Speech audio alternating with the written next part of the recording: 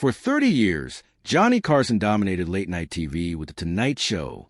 Night after night, millions of viewers watched the witty banter, the KFAS, and the legendary guests who occupied his iconic couch. Everyone understood that appearing on Carson's show was a make-or-break-act proposition for an act's career. But what viewers did not know was which guests Johnny enjoyed most in his heart. For years, his personal favorites remained a mystery, tucked away behind that sly smile of his. Among the guests he cherished most, one particular choice left everyone stunned. And no, it's not who you'd expect. Early life and career.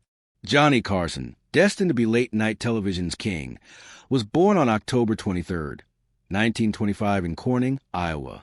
His mother, Ruth Elizabeth, and his father, Homer Lloyd Kit Carson, a power company manager, were his parents. Johnny had an older sister and a younger brother, Richard, who would follow him into television. As a child, the family traveled throughout Iowa before eventually moving to Norfolk, Nebraska, when Johnny was 8 years old. That's where his passion for entertaining first began to develop. At age 12, while at a friend's house, he found a book on magic and eventually sent away for a magician's kit. With that set, he practiced card magic day and night, frequently annoying his family by exclaiming, "Pick a card," any card. His mother even fashioned him a cape, and in no time, he was doing magic tricks for crowds. He started performing at age 14 as the Great Carson for $3 per show at local clubs. After completing high school, Carson hitchhiked to Hollywood in pursuit of his aspirations.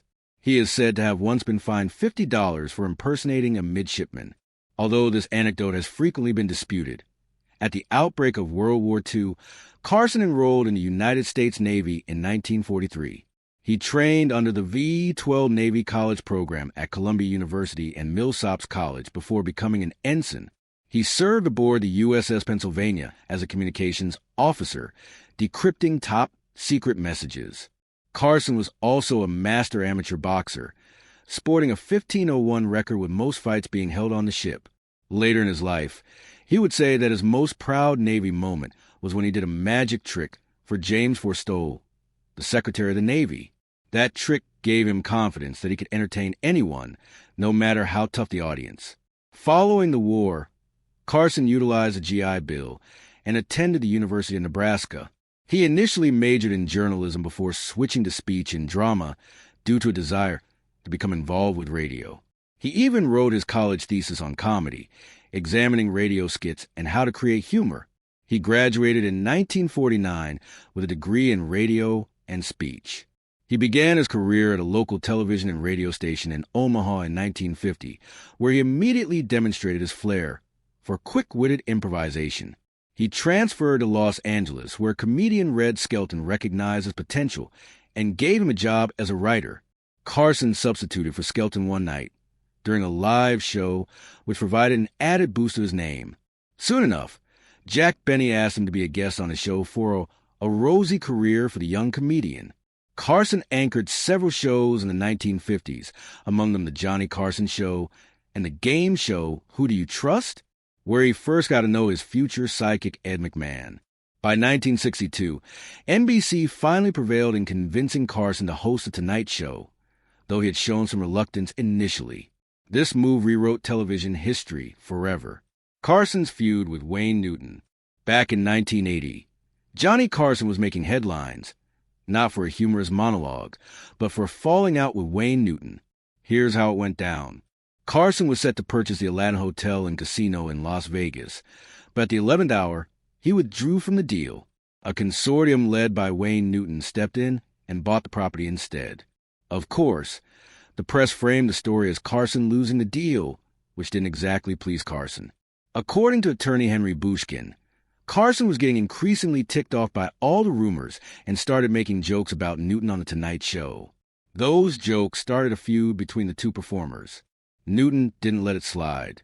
Years later on Larry King Live, he went off script. Johnny Carson is a mean-spirited human being, and there are people he has hurt that people will never know about. And for some reason, at some point, he decided to turn that kind of negative attention toward me, and I refused to have it. Newton wasn't just blowing smoke. He later said he went to Carson's office at NBC and threatened to beat him unless Carson stopped making fun of him in public. It's quite a picture.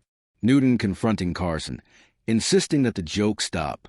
What is surprising is how out of character it was for Carson to find himself in such an overt public battle with someone he had teased. Most of the time, his barb stays safely within the domain of satire and comedy. Not this time. Newton's confrontation reveals the finely calibrated scale between humor and offense, particularly when there were large amounts of money, pride, and ego at stake. But this feud tells something deeper, too, about Carson's hypersensitivity to image, particularly when he believed he had been cornered by the media. They implied he lost the Aladdin business, and he took that personally. Rather than let it go, he used his bully pulpit on television to strike back, and Newton fought back. This confrontation isn't just good dirt.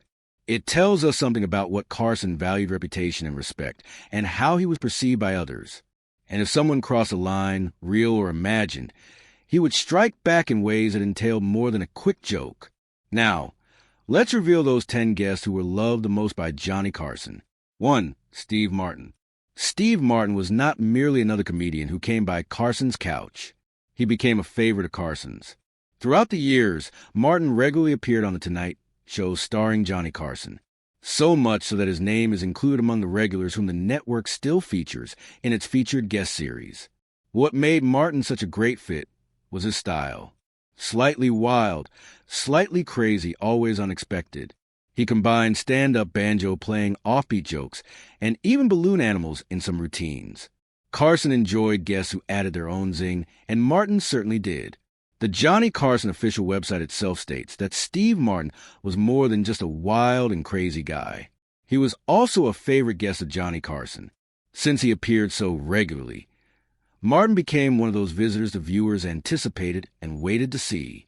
When Steve Martin appeared, they knew they were in for a good time and a surprise.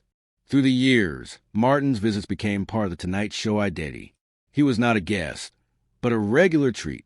And it's telling, too, that in the featured guest DVD set, which collects the most memorable Tonight Show episodes, Martin is one of the names selected for special treatment. Selection of that type doesn't come from popularity. It comes from respect and love for what he contributed to the show. Another hint, viewership was often increased by Martin's appearance. His guest spots and interviews lingered in the minds of fans, posted on highlight reels, and referenced in anniversary sets of Carson's finest work. You can find most of Martin's Tonight Show segments brought together in a YouTube playlist devoted to Steve Martin on Johnny Carson. Steve Martin received so many invitations because he wasn't only funny, he was unpredictable, innovative, and someone Carson really enjoyed watching and talking to. For decades, Martin made The Tonight Show more than a talk show. He made it an experience. And that's one of the most obvious indicators that Carson included him among his favorites. 2. David Brenner.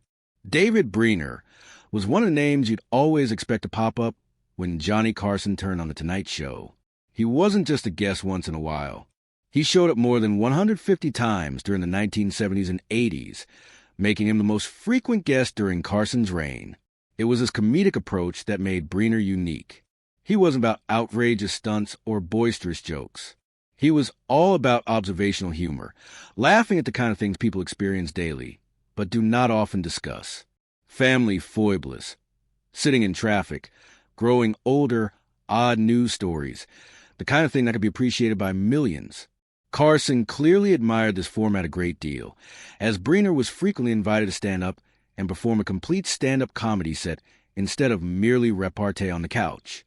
His visits weren't mere laughs. They counted for his career. What happened, according to interviews, is that following his first appearance on The Tonight Show in January of 1971, Brenner's life took a turn. He came from struggling, nearly penniless, to receiving buckets and buckets of offers, comedy clubs, television work overnight. Another indication that Carson approved of him. Carson trusted Brenner enough to have him stand in for him. Brenner guest hosted frequently, approximately 70 times by some estimates, when Carson was not around. It indicates that Carson did not merely enjoy Brenner's humor. He trusted him to host the show. Individuals familiar with comedy indicate that Brenner assisted in shaping late-night humor. Comedians such as Richard Lewis referred to him as godfather of hip observational comedy. He influenced individuals such as Jerry Seinfeld, Paul Reiser, and many more. 3. Rodney Dangerfield. Rodney Dangerfield wasn't merely funny. He was unforgettable. His catchphrase, "I don't get no respect," became a part of American comedy heritage. And Carson plainly relished what Dangerfield had to offer, The Tonight Show. A sign of how much Carson enjoyed Dangerfield is how much Rodney appeared. He appeared on The Tonight Show numerous times, more than 30 by one calculation, and always killed, getting up, playing his part, sitting down and joshing with Carson and Ed McMahon. Viewers never grew weary of him. What distinguished Dangerfield was his manner, self-deprecating, on the sharp side, relentless in one-liners, and extremely relatable. He made his disrespecting an asset. The people watched a man who made light of being second best all the time, being disrespected in small, ridiculous ways. Trucks, marriage, getting old, and loved it because it was so universal. Everyone's ever had a moment when they felt ignored. And Dangerfield made those moments laughable. Carson's responses during Dangerfield's visits also speak volumes. Accounts and videos depict Carson himself laughing hysterically, sometimes perhaps even harder than the audience, and evidently obviously enjoying the repartee. It wasn't all rehearsed bits. Carson would initiate subjects, pose hooks, and frequently acted as a straight man admirably to allow Dangerfield's gags to hit the mark just so. 1980 was Rodney's banner year. His comedy recording No Respect was a Grammy winner. In addition, the film Caddyshack was released that same year and solidified Dangerfield as more than merely a stand-up legend, but rather a mainstream comedy icon. The Johnny Carson featured guest DVDs make the observation. They contain full performances and bonus segments from Rodney at his finest. Carson provided him with spotlight time, which implies respect. 4. Bob Hope. Bob Hope is an American legend. By the time Johnny Carson was the king of late-night television, Hope had already been a household name for decades. Radio, movies, USO tours, you name it. So when Carson began The Tonight Show, having a guest like Hope on the program lent credibility. He was one of the most requested, most recognized visitors ever. According to the archives from the Library of Congress, Bob Hope was seen over 100 times throughout Carson's 30 years on The Tonight Show. That's enormous. Fewer than even comedians and other guests were as regular. His appearances spanned decades, showing that both NBC and the public thought of him as somebody special.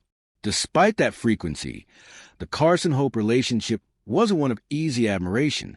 In Hope, Entertainer of the Century, Richard Zaglin, and in People magazine, there's a repeated refrain. Carson respected Hope's position in show business, his legacy, but he didn't always get along with the way Hope operated.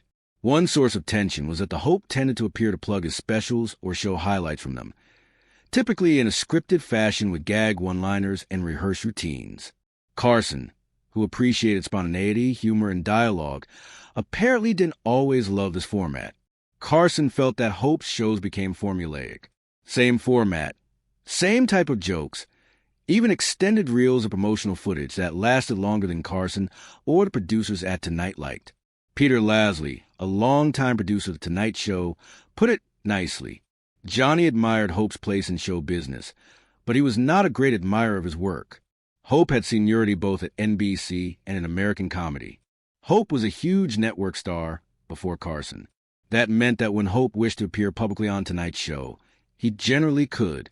Carson is described as responding again when producers told him of another request by Hope, but then replying, "You can't tell him no." In later years, Hope's aging affected his appearance. Reports say that his eyesight and hearing were declining, which caused more difficulties during interviews, sometimes missing cues, failing to follow questions properly, or relying heavily on prepared materials and scripts. Carson supposedly found that harder to work with. 5. Don Rickles.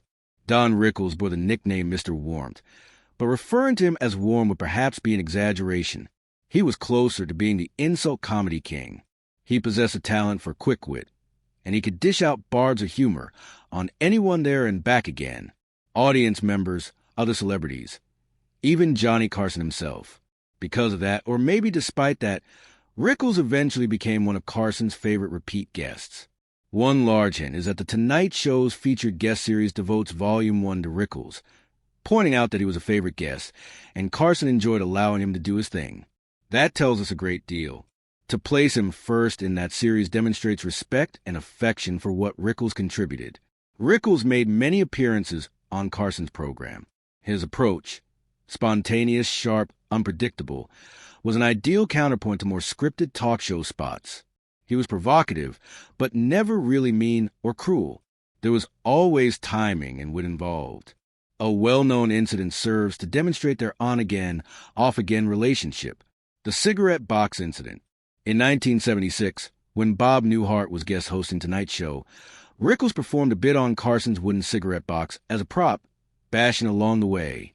The following evening, after Carson came back, Carson stormed into Rickles' adjacent studio where he was taping Confront Him and offer comedic pushback. He joked, referred to Rickles as a big dummy, and recreated a mock slap before it turned to his own show. Was this actual anger or good theater? Rickles himself later admitted that the initial breakage was an accident, but Rickles and Carson played up the drama. That sort of pushed and pulled tension, feigned anger. Contrived confrontation betrays something deeper. Carson trusted Rickles to the point that he let that sort of moment occur.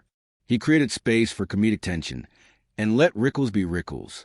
Rickles' comedy was not merely about putting people down. There was also heart involved. He could be biting, yet he appreciated timing, respect, and context. His forwardness paid off because you felt he respected his target as well.